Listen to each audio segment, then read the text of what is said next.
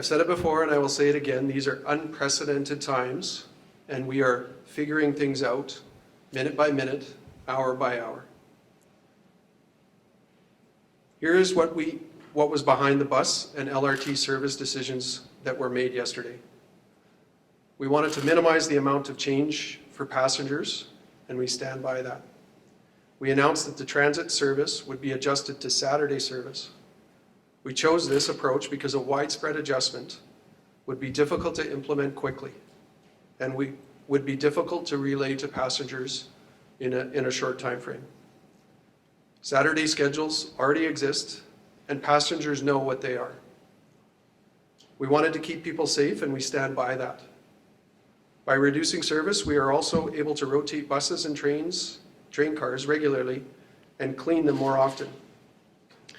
This provides us the best opportunity to keep our transit operators safe and healthy for an extended period of time so that we can continue to offer transit service during this pandemic. We'll be making adjustments to adding service to the routes 1, 2, 4, 5, 6, 8, 9, 15, 17, and 112. So those are the routes that we're going to start adding service to this afternoon. And we're also going to add more service in the morning on the Route 100, starting a bit earlier tomorrow, and also adding back routes that don't exist on a Saturday schedule, like the routes 16, 80, 83, 84, 92, 95, 122, 137, 182, and 331. So those will be added back as well. On top of that, we're going to add additional support buses so that if we see anything this afternoon, we're able to react and respond quickly.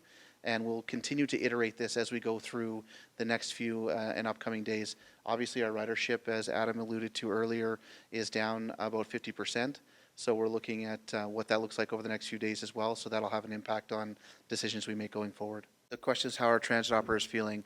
I think they're feeling like anybody else. I think that it's a challenging time for them, just as anybody else. They're coming to work every day, which I appreciate because it's helping us with our service side of it. Certainly looking at the challenges that presents for them is as equally as challenging as the public.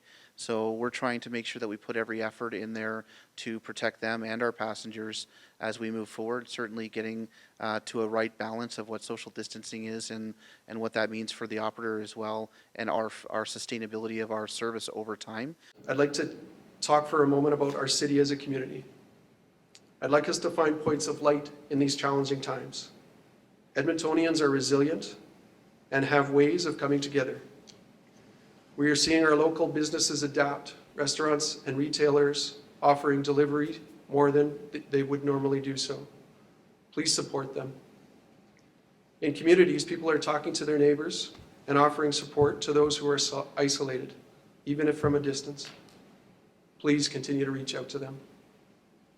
I am hearing about families doing science experiments and all kinds of education projects at home and talking about things they otherwise may not have. The way our businesses and citizens are reacting and responding makes me proud of Edmonton. This city is reacting and responding, and as you saw today, learning as we go. But we are going to keep doing our best to keep Edmontonians safe in changing times.